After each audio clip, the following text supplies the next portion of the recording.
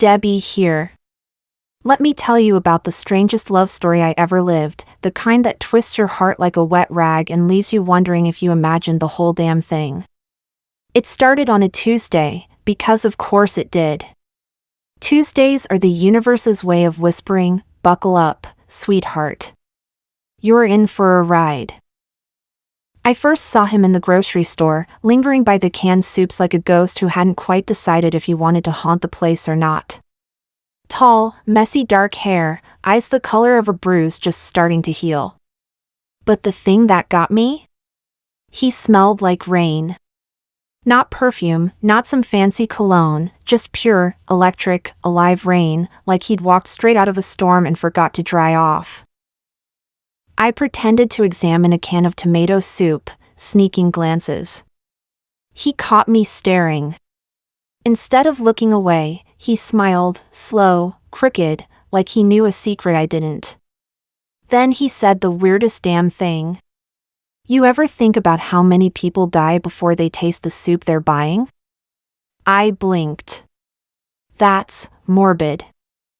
"Nah," he said, plucking the can from my hand and setting it back on the shelf. "Just a reminder. Life's short. You should skip the soup." And just like that, he walked away, leaving me standing there like an idiot, holding nothing but the lingering scent of rain and a question mark hanging over my head. I should have let it go. But here's the thing about bizarre encounters, they're like splinters. The more you ignore them, the deeper they dig. 2 days later, I saw him again. This time, he was sitting on the hood of my car. "You," I said. "Me," he agreed, grinning like this was normal. "That's my car." "I know," he said. "I followed you home." Most people would have run. Called the cops. Screamed. But the way he said it, so casual, so utterly unapologetic, made me pause. There was no menace in his eyes. Just curiosity. "Why?" I asked. He tilted his head, studying me like I was a puzzle he was trying to solve. "Because you looked at me like you wanted to ask me something. And I hate unfinished conversations." I should have been scared. But all I felt was a thrill, like the air before lightning strikes. "What's your name?" I demanded. He laughed, low and warm. "Call me Elias." "Elias," I repeated, testing the weight of it. It fit him, unusual, a little mysterious, the kind of name that belonged to someone who didn't quite follow the rules. And just like that, I was hooked. Little did I know, Elias wasn't just strange. He was dangerous. Debbie again. "So, Elias." "Yeah. The guy who smelled like rain and had a habit of showing up where he shouldn't. You'd think after the whole sitting on my car thing, I'd have learned my lesson. But no. I invited him in. Not my apartment, though. God, no. Even I wasn't that stupid. Instead, we went to a diner, the kind with sticky floors and coffee that could wake the dead.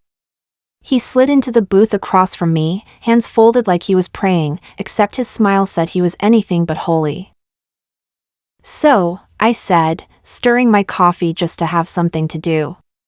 "You follow a lot of women home, or am I special?" Elias laughed, and it was the kind of sound that made the hair on my arm stand up, not in fear, but in that electric way, like static before a shock. "You're definitely something," he said. "But no. Just you." "Why?" He leaned forward, elbows on the table, and for the first time, I noticed the faint scar running through his left eyebrow, pale as a sliver of moonlight. "Because you didn't scream," he said simply. I snorted. "That's your criteria? Not screaming?" "Most people do," he said, shrugging. "You didn't.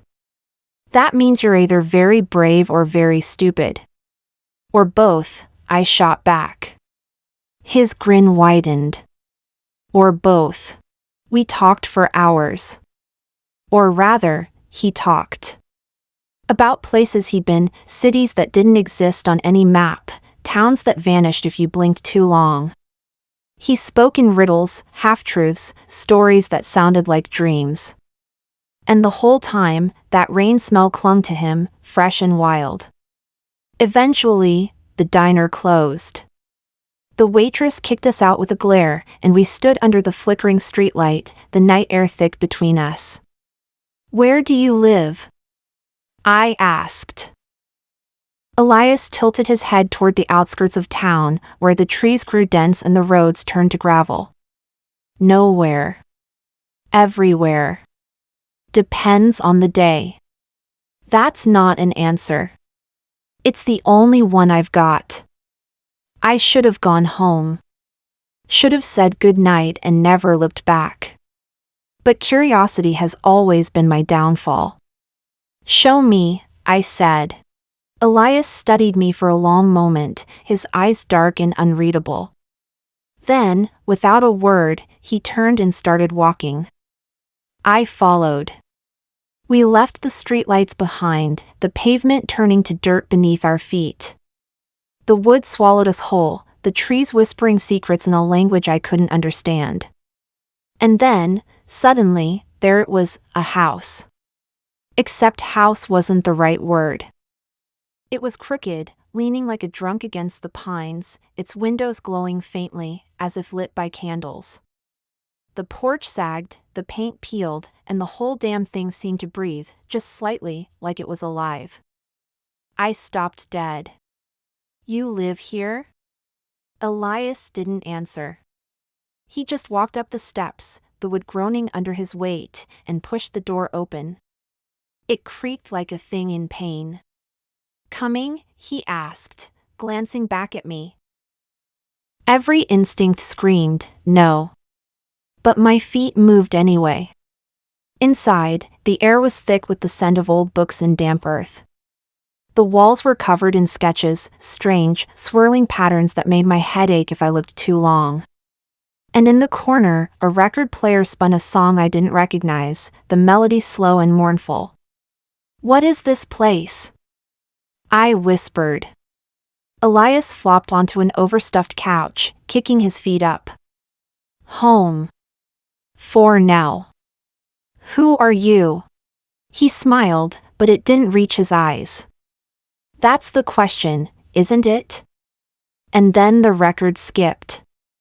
The music stuttered, warped, and for a single, heart-stopping second, the walls moved. Not a draft, not a trick of the light. The whole damn house shifted, like it was adjusting itself around us. I stumbled back. "What the hell was that?" Elias sighed, as if I'd just asked him to explain something tedious. "It does that sometimes. Houses don't do that. This one does." I stared at him, my pulse roaring in my ears. "You're not human, are you?" He didn't answer. But I already knew. And worse, I didn't care. That's when the knocking started. The door was open. And standing on the porch? Nothing. No, really. Nothing. The doorway was empty, just a yawning rectangle of darkness, the kind that makes your skin prickle like you're being watched. But Elias was staring at it like he saw something I couldn't. Then the air changed. You ever walk into a room and just know something's wrong? That's what it was like. The temperature dropped, my breath fogging in front of me even though it was June. The record player screeched to a stop. And then... a voice.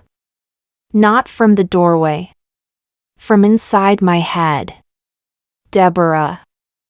It wasn't a sound. It was a presence, slithering through my thoughts like oil on water. My knees buckled. I grabbed the arm of the couch to steady myself, nails digging into the fabric. Elias didn't move. "You weren't invited," he said, calm as a man discussing the weather. The voice laughed, a sound like glass breaking. Since when do we need invitations? I clutched my head. What the hell is? Don't answer them, Elias cut in, sharp. Don't even think at them. They'll take it as an opening. They? I wheezed. The air in front of the doorway rippled, like heat haze off asphalt. Then, shapes began to form, tall, too thin, limbs just slightly wrong in a way my brain refused to process. They had no faces. Just smooth, blank skin where features should have been. I bit my tongue so hard I tasted blood. Do not scream. Do not scream. One of them stepped forward. The floorboards didn't creak. It didn't touch them. You've been hiding, Elias, the voice purred, still in my skull, still everywhere. We don't like that. Elias crossed his arms. I've been busy. With her? The thing's head tilted toward me. I felt its attention like a physical weight, pressing down on my ribs. Mortal. Fragile. Why? None of your business. A pause. Then, laughter again, this time, jagged, mocking. Oh, Elias. You always did have a taste for tragedy. Elias's jaw tightened. Get out. The thing didn't move. You know the rules. You owe us a debt. And I'll pay it. When? When I'm ready. The air grew heavier, thick enough to choke on. The thing leaned in, its faceless head inches from Elias's. Tick-tock, little runaway. Time's almost up. Then, just like that, they were gone. The door slammed shut.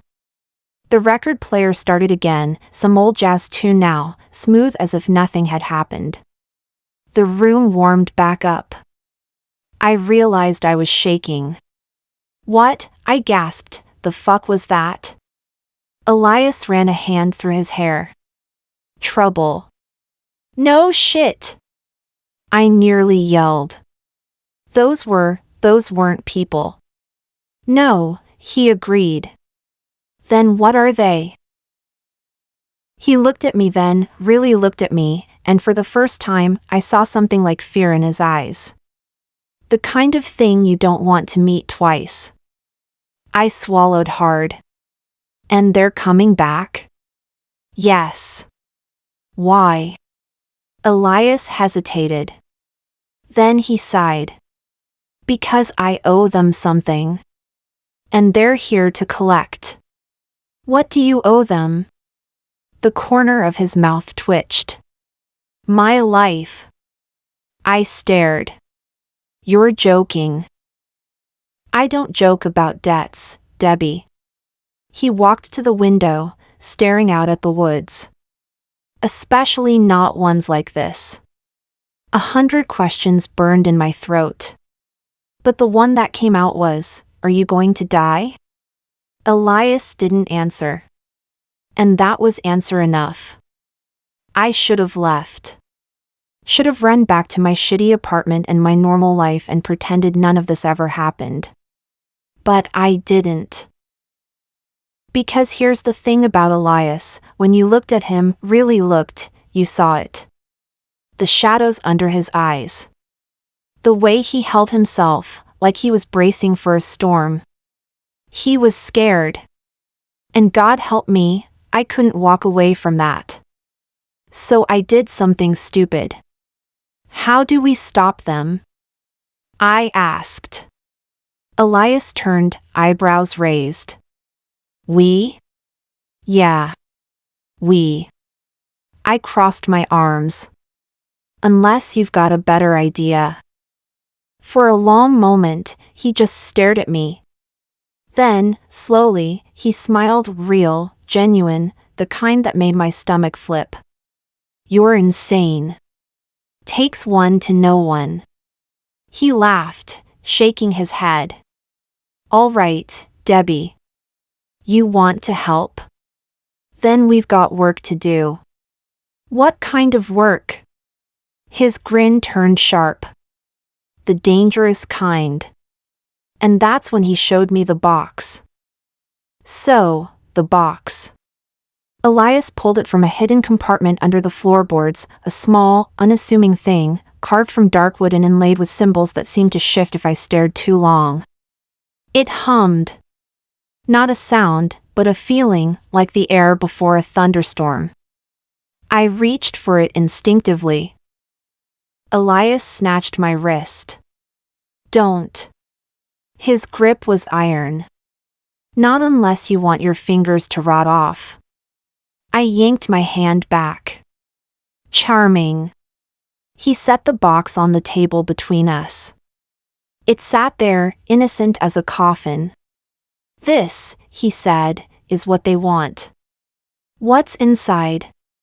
Nothing good. Elias. He exhaled, rubbing his temples. A piece of me. Literally. I blinked. Come again? When I made the deal, they took something. Let's call it a souvenir. His lips twisted. Problem is, without it, I'm not whole. And they know it. I eyed the box. So, what? You open it, take it back, and voila, debt paid? If only. He leaned forward. The box is a trap. Open it the wrong way, and whatever's inside gets destroyed. Or worse, it gets out. Out? Some things aren't meant to be free, Debbie. The house creaked around us, as if agreeing. I swallowed. So how do we open it? Elias tapped the symbols. These are locks. Each one needs a key. And the keys are scattered. Hidden. Somewhere they can't go. Which is? His grin was all teeth. The last place you'd ever want to visit. Turns out, he meant literally.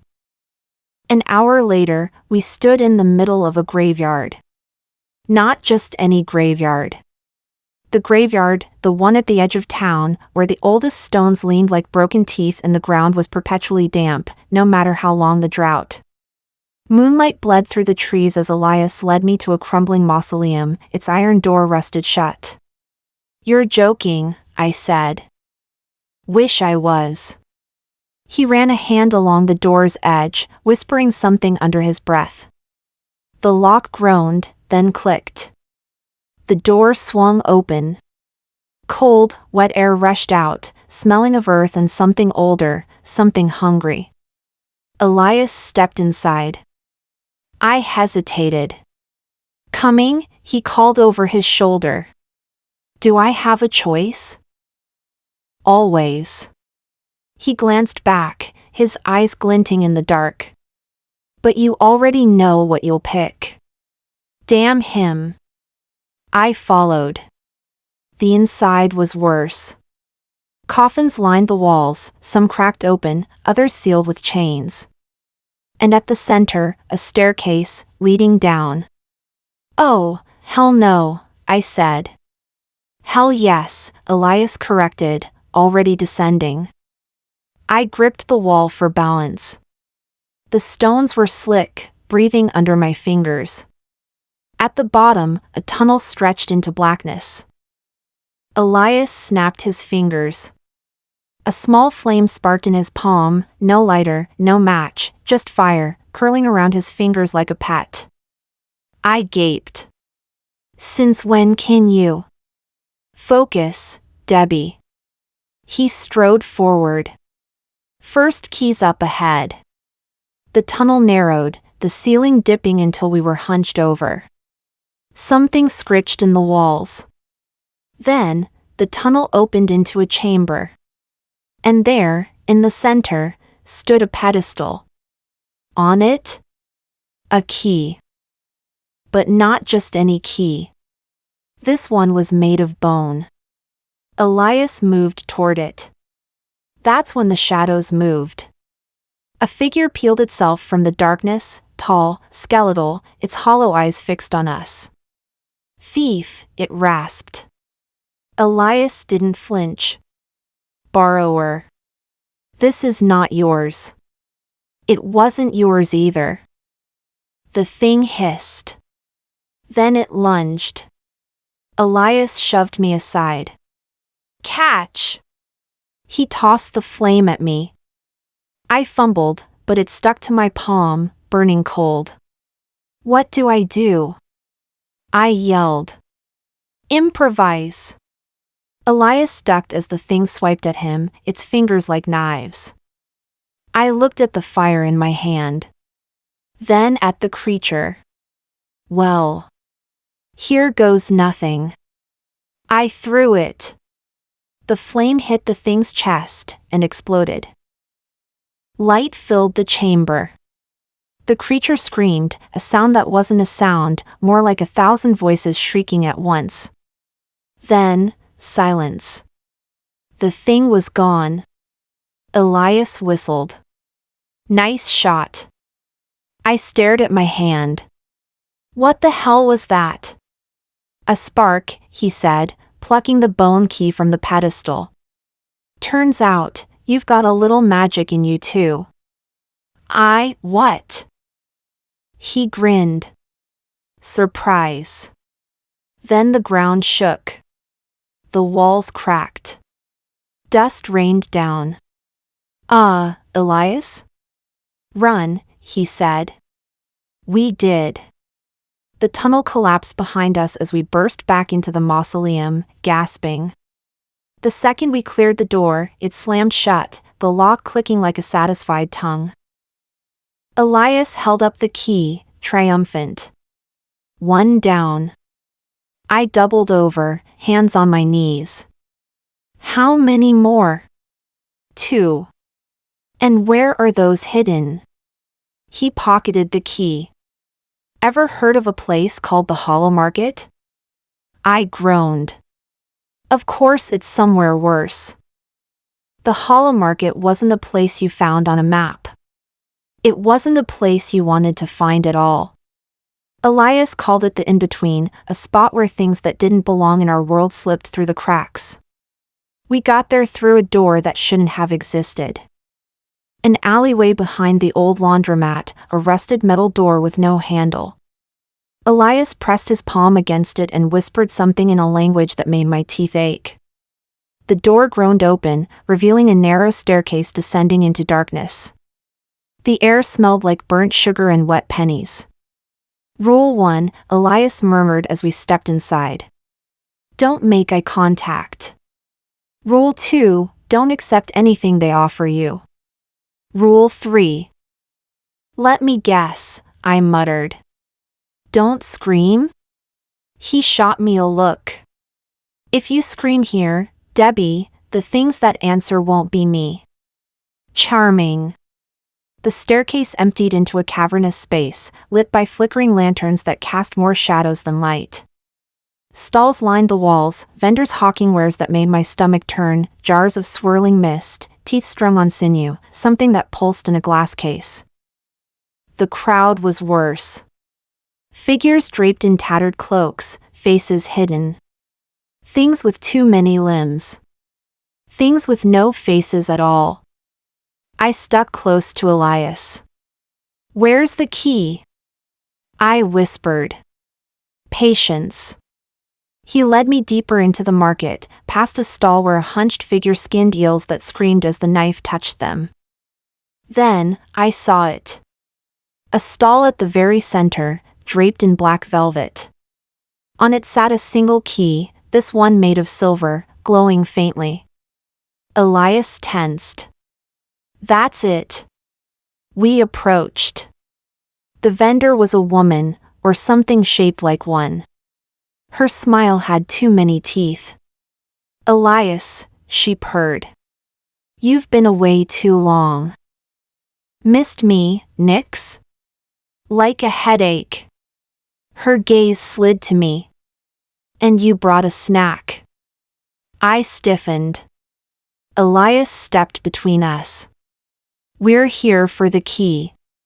Nix laughed, a sound like breaking glass. Of course you are. But nothing's free here, darling. Name your price. She leaned forward. A memory. No, Elias said sharply. Not yours. Her finger pointed at me. Hers. I swallowed. Which one? The one you hold dearest. Elias grabbed my arm. We're leaving. Wait. I pulled free. We need that key. Not at that cost. I looked at Nix. How does it work? She grinned. You give it to me. I take it. You'll never even know it's gone. I hesitated. Then, do it. Debbie, Elias snarled. Trust me, I said. Nix's hand shot out, pressing against my forehead. The world went white. Mom's laugh, the way she hummed when she cooked, the scent of her perfume. Then, nothing.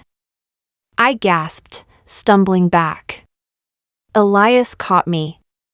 What did you just do? Nix sighed, pleased. A memory of love. The sweetest kind. She tossed the key to Elias. Pleasure doing business. I clutched my head. Something was missing, a hole in my chest I couldn't name. Elias's face was murderous. But he pocketed the key. Let's go. We ran. The third key was the easiest. It was in Elias's pocket the whole time. You bastard, I hissed as we stood outside the breathing house. We nearly died for that second key, and you had the third one already? He shrugged. Had to test your commitment. I punched him in the arm. Inside, Elias placed all 3 keys on the table beside the box. The symbols glowed as the keys neared them, humming in recognition. Now what? I asked. Now we open it. He inserted the keys one by one. With each turn, the box shuddered, the wood groaning. The air thickened. Then, a click. The lid lifted on its own.